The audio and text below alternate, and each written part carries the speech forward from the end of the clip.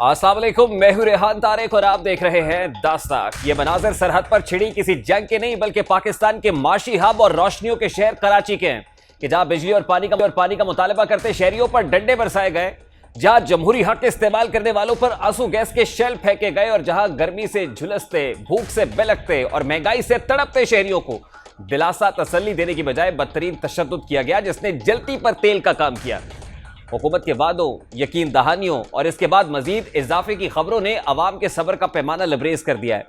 शहर कायद की मुतादिद शाहराहों पर एहतजाज के बायस हजारों गाड़ियां फंसी रही, शहरी इंतजार की सूली पर लटके रहे और एक खातून तो एहतजाज के बायस जहाने फानी से ही कूच कर गई। बिजली की तवील लोड शेडिंग से सबसे ज्यादा मुतासिर लियारी और उसके अतराफ के इलाकों के मकीन हुए, जो सड़कों पर निकल आए और एहतजाज करते रहे। शहरियों के एहतजाज के बायस Mauripur road, Hub river road, RCD highway, MT Khan, Mai Kolachi road और बोट बेसन तक ट्रेलर, ट्रक, टैंकर और समेत सभी गाड़ियों की तवील कतारें लगी रही। इसी तरह बिजली के बदतरीन बहरान के बायस Liaquatabad, Jahangirabad, Nazimabad, PIB colony, Orangi town, Korangi Allahwala town और कोरंगी इलियास गोड समेत मुतअद्दिद इलाकों के मुश्तइल रिहायशियों ने सड़कें ब्लॉक किए रखी। माड़ीपुर में 22 घंटे जारी रहने वाली जंग में सीज फायर तो हो गया, मगर सवालात हैं कि अपनी जगह पर मौजूद हैं। बिजली और पानी के लिए तरसते शहर कायद को बिजली कौन देगा, पानी कौन मुहैया करेगा? है कोई जो शहर कायद के दुखों का बदावा करे? बढ़ती लोड शेडिंग और अवाम के एहतजाज पर चेयरमैन PTI इमरान खान ने हुकूमत को सख्त तनकीद करते हुए कहा है कि 2 माह में मुल्क के हालात इंतहाई बदतर हो चुके हैं। इस हुकूमत के पास मुल्क चलाने की अहलियत नहीं। उन्होंने मुजाहिरीन पर लाठी चार्ज और आंसू गैस की शेलिंग करने पर भी हुकूमत को सख्त तनकीद का निशाना बनाया। कौन सी क़यामत आ गई कि 2 महीने में सारा कुछ ही नीचे चला गया। कौम अगर बाहर निकल रही है, आज मुजाहरे कर रही है, को बजाय ये डंडा का इस्तेमाल करने का और ये जो आप उनके ऊपर तशद्दुद कर रहे हैं, डेमोक्रेटिक हुकूमत लोगों को बताती है, अपने मसले बताती है और लोगों के दुख और दर्द सुनती है। लोग तकलीफ में हैं। किधर गई बिजली? हमारे दौर में 3.5 साल क्यों नहीं ऐसी लोड शेडिंग भी शहरों के अंदर, कराची में जिस गर्मी के अंदर लोड शेडिंग है, आपकी कोई तैयारी नहीं। क्या हुआ? बिजली तो है यहाँ मुल्क में। जहां अवाम एक जाने बढ़ती लोड शेडिंग पर एहतजाज कर रही है, इमरान खान तनकीद का निशाना बना रहे हैं हुकूमत को, वहीं वजीर आजम शहबाज शरीफ ने जुलाई में लोड शेडिंग मजीद बढ़ने पर अवाम को खबरदार कर दिया है। उनका कहना है कि मुमकिन है जुलाई में लोड शेडिंग बढ़े, हमें जुलाई तक के लिए गैस के जहाज जो LNG कार्गोज हैं वो नहीं मिले, मगर हम कोशिश कर रहे हैं। और ऐसी सूरत हाल से मुताल्लिक मुसद्दिक मलिक ने भी आवाम को खबरदार करते हुए कहा कि जुलाई में मजीद लोड शेडिंग होगी, जिसके लिए आवाम को तैयार रहना चाहिए। जुलाई में मजीद लोड शेडिंग की खबरें एक तरफ, लेकिन हुकूमत में आते ही शहबाज शरीफ और उनके इत्तेहादियों का लोड शेडिंग पर मौक़िफ़ कुछ और था।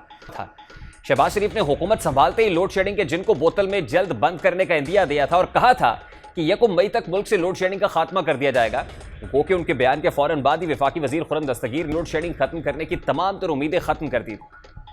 पाकिस्तान में इस वक्त बिजली बनाने की सलाहियत भरपूर मौजूद है। अगर वजीर आज़म हमें वो जो मतलूबा मालियात वसाइल फराहम कर दें तो 48 घंटे में बिजली की लोड शेडिंग सिफर हो सकती है।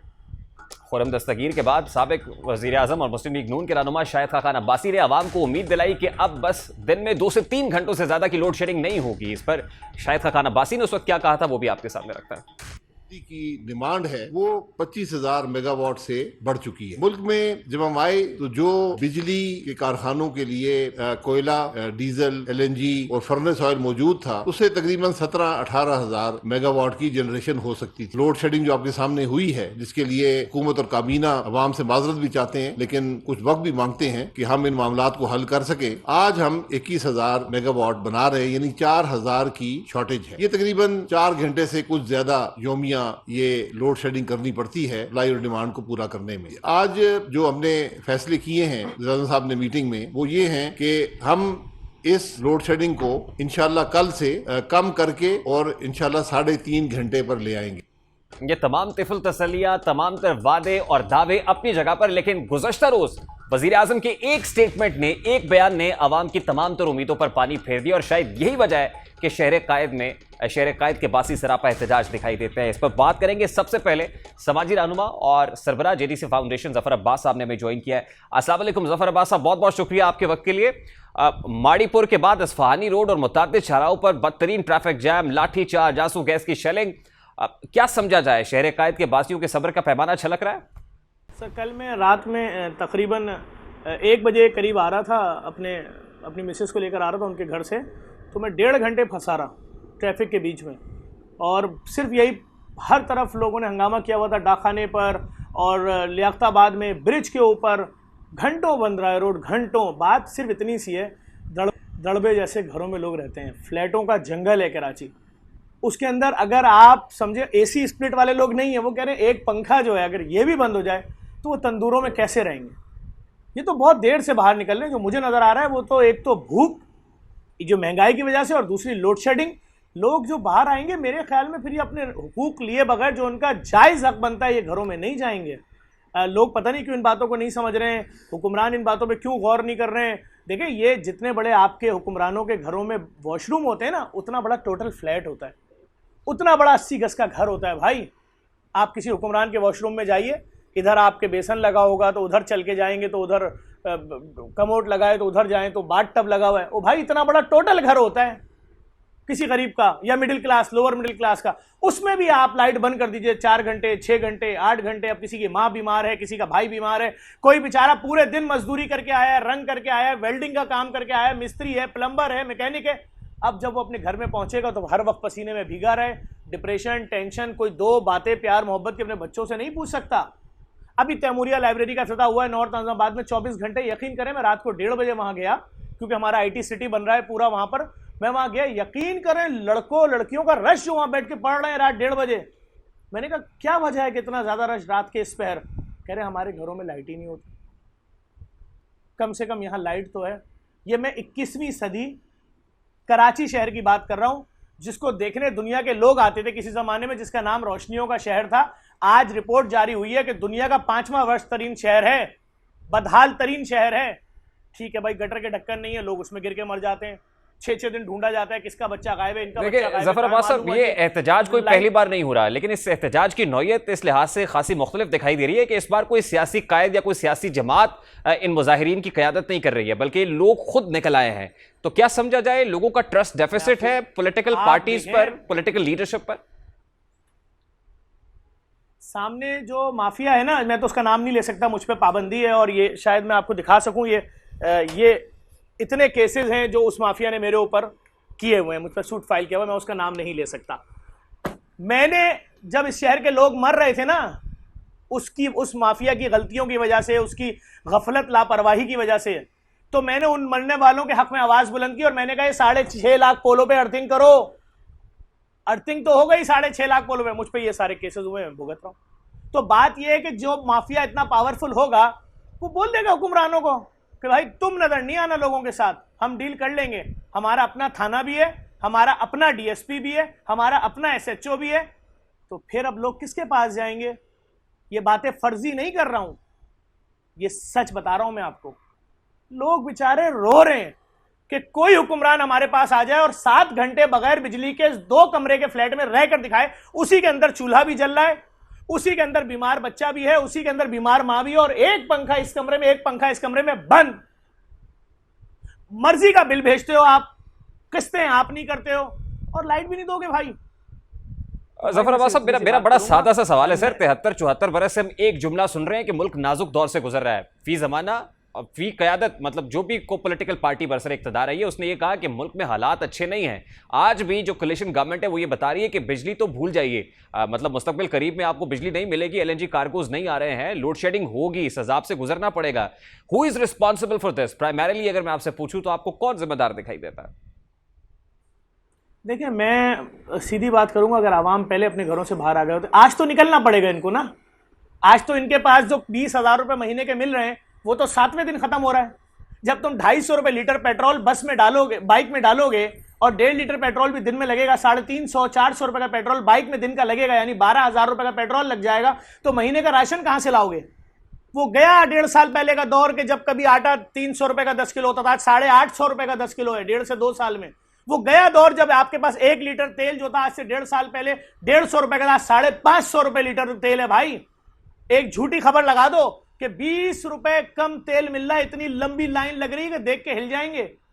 जाइए यूटिलिटी स्टोर के बाहर जो खड़ी हुई हैं औरतें, माएं, बहनें, बेटियां, उनसे पूछें कि तुम सुबह 9 बजे से लाइन में खड़ी हुई हो, दिन के 4 बज रहे, क्यों खड़ी हो? तो कहेंगे 2 रुपए किलो सस्ती चीनी मिल रही है। 2 रुपए किलो सस्ती चीनी। वो बूढ़ी औरत अपना चैन गारत करके आराम छोड़ के लाइन में लगी है, कि मेरा बेटा पूरा दिन मजदूरी करके आएगा तो मैं बताऊंगी बेटा देखो 3 किलो चीनी पे 6 रुपए बचा के लाई हूं। हाल क्या किया लोगों का? कोई हुक्मरान तो खड़ा हो बोले हाँ भाई मैं रिजाइन दे रहा हूं, हाँ भाई मैं शर्मिंदा हूं, हाँ भाई मैंने तुमसे वोट लिया था, मैंने 5 साल कुछ नहीं किया, इस शहर में सड़कें नहीं है, इस शहर में ट्रांसपोर्ट का निजाम नहीं है, इस शहर के गटर में ढक्कन नहीं है, इस शहर की लोड शेडिंग आपने प्राइवेट कंपनियों को दी हुई है, लाइट इलेक्ट्रिसिटी। इस अगर हमें कराची जैसे देखें, ये कोई छोटी खबर थी कि दुनिया में 5वें नंबर पे वर्स्ट तरीन शहर कराची डिक्लेयर हो गया। रोशनियों का शहर, ब्रिजेस का शहर, अंडरपासेस का शहर, 100 मंजिला बिल्डिंगों का शहर। दुनिया देखने आती थी ना कराची में, हबीब बैंक प्लाजा है। मैं कब की बात कर रहा हूं? ये मैं 70s की बात कर रहा हूं, आपसे 80s की बात कर रहा हूं। ये स्टेट लाइफ की बिल्डिंग है, हम ये देखने आए। क्या हाल किया उस शहर का?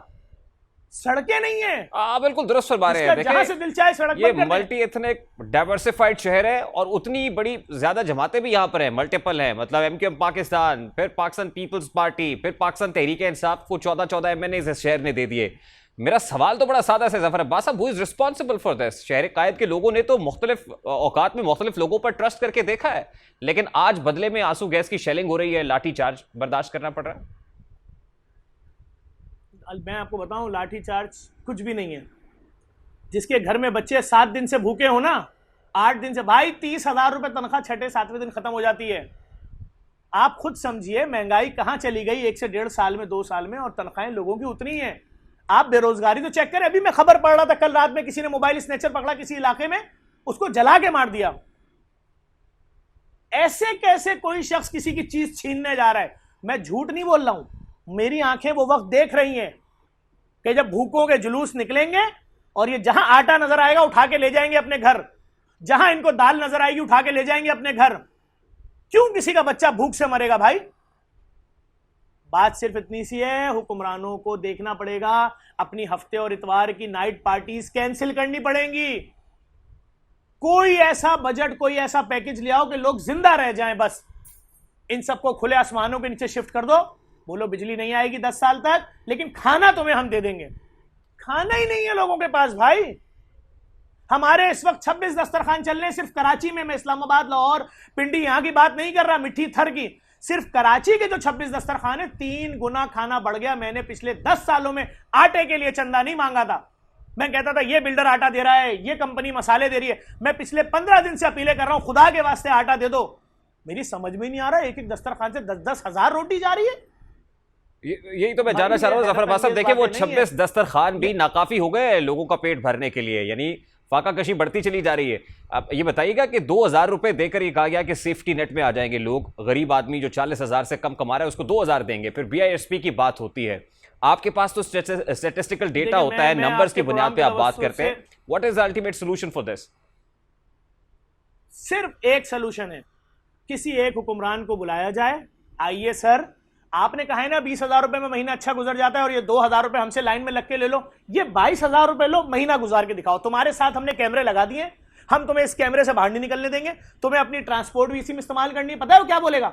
ओ भाई मेरी गाड़ी का एक टाइम का डीजल, जिस गाड़ी में मैं घूमता हूं, वो आता है 36,000 रुपए का। बाकी 16,000 कहां से लाऊंगा? जब गाड़ी में डीजल ही नहीं होगा तो मैं चलूंगा कैसे? तो भाईजान लोग कैसे जिंदा हैं वो बताओ। ये वो लोग हैं जो ना सब्जी खा सकते हैं, 350-300 रुपए किलो दाल कौन खाएगा भाई? तो उनको मशवरा दे रहे हैं कि आप चने की दाल खाओ ना जो घोड़ा खाता है। यार कितनी ज्यादती है। टोटा चावल कोई सोच सकता था 150 रुपए किलो? 35, 40, 50, 60 रुपए किलो वाला चावल एक साल में 160 रुपए किलो। बड़ी ज्यादती हो रही है लोगों के साथ। मुझे समझ में नहीं आ रहा है ये अवामी नुमाइंदगान, अवामी लीडर खामोश क्यों हैं? क्या इनको लोगों का दर्द नजर नहीं आ रहा? क्या इनके रिश्तेदार, इनकी बरादरियों में, इनके गांव में, इनके शहरों में, इनके देहातों में कोई गरीब नहीं है? कोई मिडिल क्लास नहीं है? इनका ताल्लुक इस दुनिया से नहीं है? ये कोकाफ से आए हैं? ये किसी और दुनिया से आए? इनको अपने लोग मरते हुए नजर नहीं। हमने फ्री मैयत बस सर्विस शुरू की, दिन में 10 मैयतें जा रही हैं फ्री में। क्यों बैठ रहा है कोई शख्स फ्री मैयत बस में जब उस पर लिखा हुआ है फ्री मैयत बस सर्विस? पैसे ही नहीं है भाई। This is very unfortunate side of the picture. Zafar Abbas साहब बहुत बहुत शुक्रिया आपके वक्त के लिए। पाकिस्तान पीपल्स पार्टी के रहनुमा तैमूर तालपुर साहब ने हमें ज्वाइन किया है। अगर नहीं है तो गालिबन कुछ ही देर में हमें ज्वाइन कर लेंगे। पीपल्स पार्टी के रहनुमा तैमूर तालपुर साहब, और द फोन ही हम उनको अगर ले सके प्रोड्यूसर साहब। तो जफर अब्बास साहब जो सरबराह हैं जेडीसी फाउंडेशन के, उनकी गुफ्तगू आपने सुनी। इस वक्त शहर कायद के बासी किस कर्ब में मुब्तला हैं, किस कर्ब से, किस दुख से गुजर रहे हैं, किस तकलीफ का सामना करना पड़ रहा है। इस वक्त के इलेक्ट्रिक के पास जो है वो बिजली मौजूद नहीं है। इस वक्त के इलेक्ट्रिक जो है वो शॉर्टफॉल का सामना कर रही है। तैमूर तालपुर साहब ने हमें ज्वाइन कर लिया फाइनली। अस्सलाम वालेकुम तैमूर तालपुर साहब, बहुत बहुत शुक्रिया आपके वक्त के लिए। तैमूर तालपुर साहब, पानी और बिजली के लिए प्रोटेस्ट करते हुए, जमहूरी हक इस्तेमाल करते हुए लोगों के ऊपर आज लाठी चार्ज भी हुआ, आंसू गैस की शेलिंग भी हुई। Is it justified? Not at all. हम इसकी मजम्मत भी करते हैं और सीएम साहब ने इस पे इंक्वायरी भी बिठा दी है। लोकल जो हमारे वहाँ के ऑफिशियल्स हैं उनके मुताबिक लोग वायलेंट हो गए थे, उनके पास और कोई ऑप्शन नहीं था। आप समझते हैं वायलेंट हो जाए तो उनको तरीके से हैंडल करना है। हम कभी भी किसी मुजाहरे को इस तरह से जमहूरी हक है और हक इसका भी है, मिलना चाहिए। एक खातून की डेथ भी हुई है, उसका कॉज ऑफ डेथ हमने पता करने की कोशिश की है। तो आई एम होपफुल के पता चल जाएगा क्या एक्चुअल डेथ मेडिकल और something that happened over there. मतलब तैमूर तालपुर साहब जस्टिफाइड नहीं है, लेकिन उसके बावजूद पुलिस को किसी ना किसी ने तो इंस्ट्रक्शंस दी कि इन पर लाठी चार्ज करें, डंडे बरसाएं, आंसू गैस की शेलिंग करें, वाटर कैनन का इस्तेमाल करें। उनका लेजिटिमेट राइट है, बिजली आनी चाहिए, नहीं आ रही है। उनको महंगाई की वजह से बहुत परेशानी है, पानी मिल नहीं रहा है, ये बेसिक नेसेसिटीज है। अगर नहीं मिलेंगे तो किसके दर पे जाके दस्तक देंगे, कहां पे प्रोटेस्ट करेंगे, कहां एहतजाज करेंगे? आज चेयरमैन तहरीक इंसाफ इमरान खान साहब ने भी सवाल किया। उनका कहना है अगर आपके पास ये नहीं था, आप नहीं कर सकते, तो फिर रिजीम चेंज इस कॉन्स्पिरेसी का, इस प्लान का हिस्सा क्यों बने आप? जो हमने किया वो इस मुल्क के बेहतर मफाद में किया। जिस तरह से जो हालात इस मुल्क के थे और जहां ये इस मुल्क धकेल रहा था, तो हमारे पास कोई और ऑप्शन नहीं थी। हमने ये फैसला खुशी से नहीं किया। हमें पता था कि IMF के साथ जो डील साइन की है इमरान नियाजी ने, उस डील में महंगाई भी होगी, हमें उस डील की पासदारी करनी पड़ेगी। हम इमरान खान की तरह मुंह छुपा के, पीठ दिखा के भाग नहीं सकते थे। हमें पता था पेट्रोल की प्राइसेस भी बढ़ेंगी, हमें पता था दीगर अशिया की प्राइसेस भी बढ़ेंगी, पर हमने ये सब जानते हुए भी ये जिम्मेदारी का बोझ, ये वजनी बोझ अपने कंधे पे लिया ताकि हम इस मुल्क को इन क्राइसिस से निकाल सकें। और ये बोझ आपने अपने कंधे पर ले तो लिया, लेकिन आज इमरान खान साहब बता रहे हैं कि 6% GDP growth, large scale manufacturing बहुत अच्छी, एग्रीकल्चर ग्रोथ बहुत अच्छी थी, पेट्रोल की कीमतें कम थी, गैस की कीमत कम थी, बिजली के टैरिफ के अंदर 5 रुपए कमी हो गई थी। कम से कम एक कॉमनर तो इतनी ट्रबलसम सिचुएशन के अंदर नहीं था जिसपे आज है। डॉलर कहाँ पे था जब वो आया, कहाँ पे है जब हमारे पास, और कहाँ पे था नवाज शरीफ के दौर में, ये सारी चीज़ें देख सकते हैं, हमारे सामने बिल्कुल हैं। पर जहाँ तक आपने खान साहब की बात की, तो खान साहब को सिवाय झूठ बोलने के मेरे ख्याल से और कोई काम आता नहीं है। और मेरे ख्याल से इस अवाम का, इस मुल्क का जो है भरोसा इमरान खान नियाजी से उतर गया है। उसकी करप्शन के किस्सों के बाद, उसके फेक वादों के बाद, उसके जो दिलासे दिए इस मुल्क के लिए और यूटर्न लिए, उसके बाद खान साहब मेरे ख्याल से मैटर नहीं करते। खान साहब was thing of the past. But sir what matters is कि लोगों के पास बिजली हो, लोगों के पास पानी हो, बेसिक नेसेसिटीज हो, महंगाई ना हो, एक कॉमनर जो है इन्फ्लेशनरी प्रेशर के अंडर ना हो। This matters a lot for a commoner at least sir. ये तो अपनी जगह पर है। अगर इमरान खान मैटर नहीं करता तो ये तो मैटर करता है ना सर।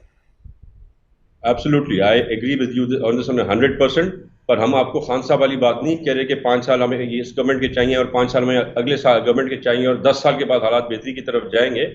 मैं समझता हूँ 6 से 8 महीने में हम बेहतरी लाएंगे। जो हमने रिवाइज्ड अपना बजट बनाया है, जो हमने इंपोर्ट्स वगैरह बैन किए हैं, तो उसके बैन होने के बाद हमें मुल्क में बेहतरी आएगी और आहिस्ता आहिस्ता हम वापस चीज़ों को नॉर्मलाइज करेंगे। देखिए तैमूर तालपुर साहब, this is the very unfortunate reality of the country कि जो भी आता है वो ये कहता है कि मुल्क नाजुक दौर से गुजर रहा है। आज हम शहबाज लेड कोलिशन को ये कहते हुए सुनते हैं कि जी मुल्क नाजुक दौर में, इमरान खान जो छोड़ गया, खजाना खाली है, फॉरेन एक्सचेंज रिजर्व्स बहुत नीचे पड़े हुए हैं, इस वक्त रुपये अंडर प्रेशर है। लेकिन ये तो एक कॉमनर के प्रॉब्लम्स का सोल्यूशन नहीं है सर। आज भी शहबाज शरीफ साहब ये कह रहे हैं कि जुलाई में हमारे पास बिजली नहीं होगी, यानी कोई तसल्ली भी नहीं है, कोई ऐसा दिलासा भी नहीं है एक कॉमनर के लिए। तो कैसे 6 से 8 महीने के अंदर जो आप कह रहे हैं हालात बिल्कुल टर्न अराउंड हो जाएंगे? देखिए, ये इमरान खान की अपनी गलतियां थी। उन्होंने किसी चीज़ को ऑर्गेनाइज नहीं किया हुआ था, वो किसी पॉलिसी पे नहीं चल रहे थे।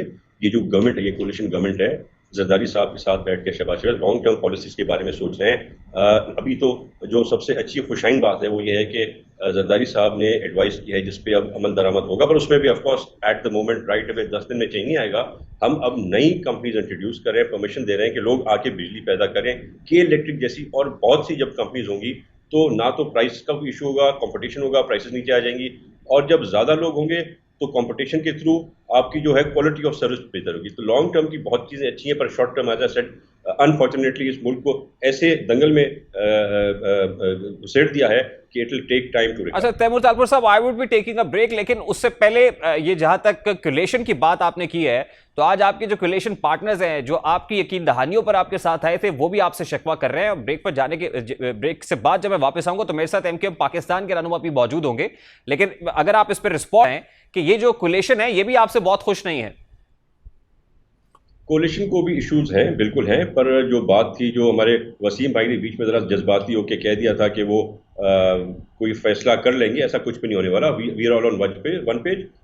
हमारा जो बेसिक इशू था वो ये था कि हमें एमक्यूएम भी चाहती थी और हम भी चाहते थे कि लोकल बॉडीज इलेक्शन जो हैं वो ना हो जब तक के सेंसस नहीं होता। पर अनफॉर्चुनेटली हम कोर्ट में भी गए, एमक्यूएम के साथ खड़े भी रहे, पर कोर्ट ने जो है इसको डिक्लाइन कर दिया और इलेक्शन हमें करानी पड़ गई। दूसरा जो हमारा इशू है वो कानून साजी का है, लोकल गवर्नमेंट एक्ट का है। हम क्योंकि अगर सीरियस ना होते तो ना ही हम कैबिनेट से इसको पास करवाते, ना ही हम इसको सेलेक्ट कमेटी में भेजते। पर कुछ I have to take a very quick short break. बहुत बहुत शुक्रिया तैमूर तालपुर साहब, पाकिस्तान पीपल्स पार्टी के रहनुमा हमारे साथ मौजूद थे। एक ब्रेक लेते हैं, ब्रेक के बाद वापस आएंगे। इस कोलिशन गवर्नमेंट के अंदर भी बहुत धराड़े पड़ी हुई हैं, इत्तेहादियों के क्या शिकवे हैं, आज कुछ इत्तेहादियों ने बराह रास्त वजीर आजम के सामने रखे हैं, इस पर बात करेंगे। इस ब्रेक के बाद हमारे साथ रहिए।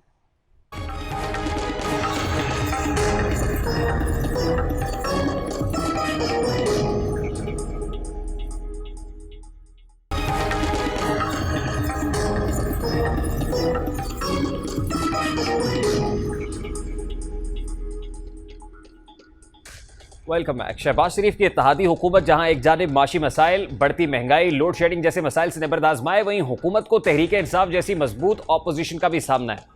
पीटीआई की लगातार तनकीद और बढ़ते प्रेशर ने हुकूमत को परेशान कर रखा है। वहीं उसके अपने इत्तेहादियों के सहारे जो खड़ी कमज़ोर हुकूमत है उसकी बुनियादें हिलना शुरू हो चुकी हैं, क्योंकि इत्तेहादियों ने अब हुकूमत पर एतराज़ात उठाना शुरू कर दिए हैं। कल वज़ीर आज़म शहबाज शरीफ ने इत्तेहादियों के एजाज़ में इशाया दिया, जहां बाप और आज़ाद अरकान ने शहबाज शरीफ से शिकायत के अंबार लगाए और उन्हें खरी खरी सुनाई। वज़ीर आज़म से मुलाकात के दौरान आज़ाद रुकन कौमी असम्बली असलम भोतानी ने शहबाज शरीफ से शिकवा किया कि आप मिलना गवारा नहीं करते, इसलिए असम्बली में बात करना पड़ी, हमें आपसे इज्जत के अलावा और कुछ नहीं चाहिए। आसिफ जरदारी की मोहब्बत में आपके साथ आए, मगर ये मोहब्बत अब महंगी पड़ रही है, हमें अपनी ज़ात के लिए कुछ नहीं बल्कि हल्के के फर्ड्स चाहिए। इसी किस्म की बातें असलम भोतानी ने पार्लियामान के फ्लोर पर भी गुज़श्ता रोज़ की थी। सर, जब पीटीआई के साथ थे हमें अरबों रुपए मिले, और न सिर्फ मिले बल्कि 100% एलोकेशन थी, तो सर हम इलेक्शन में कैसे जाएंगे? हम खुदा की कसम सर वहां खुश थे। ये जरदारी साहब की मोहब्बत में आ गए। ख्वाजा साहब आप सुने और शहबाज शरीफ तक ये बात पहुंचाएं। सर ये 2 वोटों पे हुकूमत है, इतनी मगरूरी अगर 10 वोटों पे होती तो आप तो किसी को खंगालते भी नहीं। सिंध में होने वाले बल्दियाती इंतखाबात के बाद हुकूमत की एक और अहम इत्तेहादी जमात एमकेएम के एतराज़ात भी और बढ़ गए हैं। वसीम अख्तर ने कहा है कि हम चाहते हैं कि पीपल्स पार्टी के साथ जो मुआहिदा हुआ इस पर शकवार अमल हो। मुआहिदे में ये बातें तय हुई कि हमारा मैंडेट वो कबूल करेंगे और हम उनका कबूल करेंगे। अब इस हवाले से क्या रिजर्वेशन है जो वसीम अख्तर ने उठाए हैं वो भी आपके सामने रखते हैं। ना सिर्फ मुत्तहिदा कौमी मूवमेंट पाकिस्तान बल्कि सिंध के 4 अजला में बल्दियाती इलेक्शन के बाद जमीयत उलमा इस्लाम फे ने भी पीपल्स पार्टी और नून लीग पर शदीद किस्म के एतराज़ात उठाए हैं। जमीयत उलमा इस्लाम के राशिद सुमरो ने यह तक कह दिया कि पीपल्स पार्टी और पीटीआई ने मुल्क को मिलकर उन्होंने जेयूआई के खिलाफ इलेक्शन लड़ा और हम अब आसिफ अली जरदारी के खिलाफ एहतजाज के लिए सड़कों पर होंगे। इसी पर बात करेंगे। इस वक्त मुत्तहिदा कौमी मूवमेंट पाकिस्तान के मरकजी रहनुमा उसामा कादरी साहब ने हमें ज्वाइन किया है। अस्सलाम वालेकुम उसामा कादरी साहब, बहुत बहुत शुक्रिया आपके वक्त के लिए। राशिद सुमरो साहब ने तो कह दिया कि हम पीपल्स पार्टी आसिफ अली जरदारी का नहीं बल्कि शहबाज शरीफ का के साथ देंगे, उनके पीछे चल रहे हैं। आप बताइए मुत्तहिदा कौमी मूवमेंट कहाँ पर खड़ी हुई है, क्योंकि आज बलूचिस्तान अवामी पार्टी और कुछ आज़ाद अरकान ने तो वज़ीर आज़म से मुलाकात कर ली है, क्या वज़ीर आज़म ने आपको भी कोई यकीन दहानी कराई? बहुत शुक्रिया आपका। देखिए, गिले शिकवे तो यकीनन कोई एमक्यूएम के ज़ाती नहीं है। अगर पीटीआई के साथ थे, इमरान खान के साथ जो मामलात थे उसमें भी एमक्यूएम ने अपने 11-12 नुकाती जो भी उनके साथ मुआहिदा हुआ था उसमें मद्देनजर जो है सिंध के शहरी इलाकों की सूरत हाल को, अबतर सूरत हाल को बेहतर बनाने के लिए वो उनके साथ ही मुआहिदात किए थे। और आखिर जब 4.25 साल के दौरान जब उन मुआहिदात में से किसी के ऊपर भी इम्प्लीमेंट नहीं हो सका और हमें ये नजर आया कि अब शायद उनके साथ चलना ही मुश्किल हो, क्योंकि उनके अपने मसाइल जो है वो बहुत ज्यादा बढ़ते जा रहे हैं। तो MQM ने फिर ये सोचा कि अगर ये उस वक्त की जो अपोजिशन की जमातें हैं और अगर वो MQM के और सिंध के शहरी इलाकों के मसाइल के हल में अब संजीदा हैं और वो मुस्तकिल और बार बार MQM के मरकज पर आकर और उनसे गुफ्तशनीद में जो बातें कर रही थी, तो चले इनको फिर एक मरतबा फिर आजमा लेते हैं। वो कि MQM हमेशा क्योंकि बदकिस्मती इस मुल्क की ये है कि दो बड़ी सियासी जमातें जो हैं वो हमेशा इक़्तिदार में रही, लेकिन MQM के मसाइल और सिंध के शहरी इलाकों के मसाइल के हल पर वो खास तवज्जो नहीं दी गई कि जिसका मुतालबा सिंध के शहरी इलाकों के अवाम कर रहे थे। इसी तरह PTI के साथ MQM ने जब अपना ये मुआहदा किया तो उसमें मद्देनजर सिंध के शहरी इलाकों की अबतर सूरत हाल की बेहतरी के लिए उन्होंने इस जानिब जो है उनको उनकी तवज्जो दिलाई और उन्होंने इस बात को एडमिट किया, लेकिन बदकिस्मती ये रही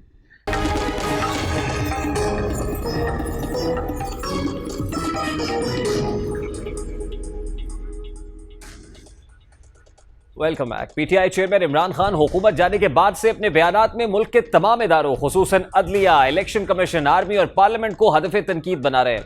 इमरान खान न्यूट्रल्स और अदलिया को लेकर एक गर्दान शुरू कर रखी है जिससे ना सिर्फ इदारे मुतनाज़ हो रहे हैं बल्कि उनका तशख़्ख़ुस भी मजरूह हो रहा है। कभी वो न्यूट्रल्स को न्यूट्रल ना रहने का मशवरा देते हैं तो कभी न्यूट्रल्स को अपने साथ मिल जाने की तंबीह करते नजर आते हैं। इमरान खान एक जानिब जल्द इलेक्शंस की बात करते हैं तो दूसरी जानिब वो इलेक्शन कमीशन पर उंगलियां उठाते दिखाई देते हैं। इदारों के खिलाफ इमरान खान के बयानात को लेकर पाकिस्तान तहरीक-ए-इंसाफ की साबिक रुकन कौमी असम्बली आयशा गुलालई ने चीफ जस्टिस ऑफ पाकिस्तान को खत लिखा है, जिसमें आयशा गुलालई ने लिखा कि साबिक वजीर आजम आर्मी समेत मुल्की इदारों पर बेबुनियाद इल्जामात लगा रहे हैं। इमरान खान पाक फौज को सियासत में घसीट कर खाना जंगी चाहते हैं। आयशा गुलालई ने खत में मजीद लिखा कि इमरान खान बार बार न्यूट्रल का लफ्ज इस्तेमाल करके इदारों को धमका रहे हैं। साबिक PTI रुकन असम्बली ने चीफ जस्टिस से इस्तदा की कि वो साबिक वजीर आजम इमरान खान के खिलाफ अज खुद नोटिस ले और उनके खिलाफ गद्दारी का मुकदमा दर्ज करने का हुक्म दिया जाए। आयशा गुलालई ने PTI पर पाबंदी लगाने और तहरीक इंसाफ को बतौर जमात कलअदम करार देने की इस्तदा भी की। साथ ही साथ उन्होंने साबिक वजीर खान का नाम ECL में डालने की भी अपील की है। आयशा गुलालई मखसूस नशस्त पर पाकिस्तान तहरीक इंसाफ की रुकन पार्लियामेंट थी, जिन्होंने 2017 में प्रेस कॉन्फ्रेंस करते हुए तहरीक इंसाफ छोड़ने का ऐलान किया था और पार्टी चेयरमैन इमरान खान पर संगीन नौयत के इल्जामात आयद करते हुए कहा था कि उनकी वजह से पार्टी में माओ बहनों और बेटियों की इज्जत महफूज नहीं है। आयशा गुलालई ने अपनी प्रेस कॉन्फ्रेंस में इमरान खान की जानिब से नामुनासिब पैगामात भेजे जाने का भी दावा किया था। आयशा गुलालई का ये खत जो उन्होंने चीफ जस्टिस ऑफ पाकिस्तान को लिखा है और जो मुतालबा कर रही हैं, पाकिस्तान तहरीक इंसाफ के अपने लोग भी इस सारे मामले को हवा दे रहे हैं। जो कुछ किया इमरान खान साहब ने उस वक्त उससे दामन छुड़ाने की कोशिश इस तरह से की जाती है कि कहा जाता है कि उस वक्त हमने ज़ेरे असर या दबाव में आकर कुछ मामलात किए जो हमसे गलती हो गई थी। जस्टिस काजी फायजी साहब पर रेफरेंस बनाने के मामले पर भी ये एतराफ़ किया और इस पर हामिद खान साहब ने भी कहा कि इमरान खान ये राय रखते हैं। डॉक्टर शीरी मज़ारी ने काबीना में ये बड़ा शोर से उठाया कि ये जजेस को प्लॉट देना गलत है। काबीना ने फैसला किया और कहा कि जजेस को इस तरह से प्लॉट नहीं देने चाहिए। हमारे लॉ मिनिस्टर साहब फरोग नसीम साहब ने कहा मैंने रोज अदालत में पेश होना है, मैं जजों के सामने कैसे पेश होऊंगा अगर इनको प्लॉट अगर मैंने रोक लिया। जजेस की जो इस वक्त पाकिस्तान में हाईएस्ट पेंशन है वो जजेस की है और आप मुझे बताएं पेंशन के ऊपर टैक्स ही नहीं है। तो इस वक्त एक्चुअली जो ब्यूरोक्रेट रिटायर होता है और जो जज रिटायर होता है वो अपनी तनख्वाह से ज्यादा पेंशन ले रहा होता है बिकॉज उसकी पेंशन के ऊपर टैक्स ही नहीं। तो ये जब मिफ्ता इस्माइल साहब बैठते हैं तो ये बताएं ना, जब ताकतवर हलकों की बात करते हैं तो फिर जुर्रत करें जरा ताकतवर हलकों के ऊपर। ये सारा इनको जो बेचारा सैलरीड आदमी है जो पहले ही दे रहा है, ये जो कॉर्पोरेट टैक्स की बात करें, ये लोग तो पहले ही टैक्स दे रहे हैं, जो लोग नहीं टैक्स दे रहे हैं उनको। फवाद चौधरी की गुफ्तगू आपने सुनी। इस वक्त जजेस, bureaucrats, election commission of Pakistan इदारे सभी पाकिस्तान तहरीक इंसाफ का हदफ तनकीद है। प्रोग्राम का वक्त आपके इख्तिताम को पहुंचा, आपसे मुलाकात होगी इंशाल्लाह कल।